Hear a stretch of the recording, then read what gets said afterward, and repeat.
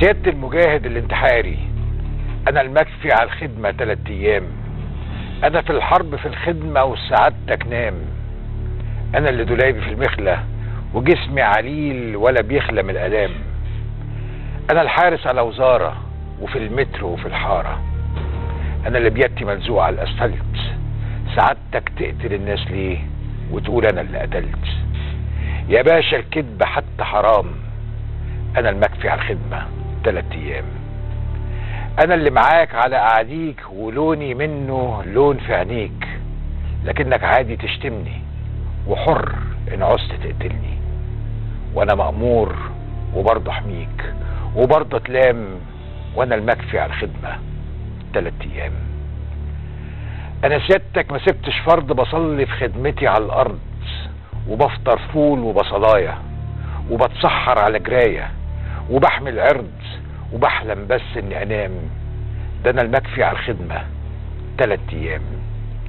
تعدي الصبح في مسيرة وتصرخ يسقط العسكر، ولا انا بسلاح ولا ذخيرة ولا ليا رأي ولا قرر، وفي صيامي بيرموني في وسط النار. فليه سيادتك تسموني من الكفار؟ سعادتك هو ده الاسلام. ده انا المكفي على الخدمة 3 ايام. ياه وحشني يا ابويا وضنايا، بسولي يدها مايه. قولوا لها نموت ما تراجل، ما سدش قسط بالاجل لهدمه لامه وعبايه.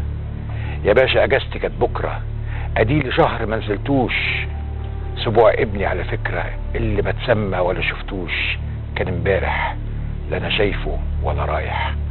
عشان بكره ده في مظاهرات وحرق اقسام. ده انا المكفي على الخدمه 3 ايام. سيادتك من الخرطوش من رقبه لرجل نقوش. محمد بيه وبلديه عويس في يوم جمعه، يوم ما انفجر في الجامعه قنابل راحوا ما رجعوش.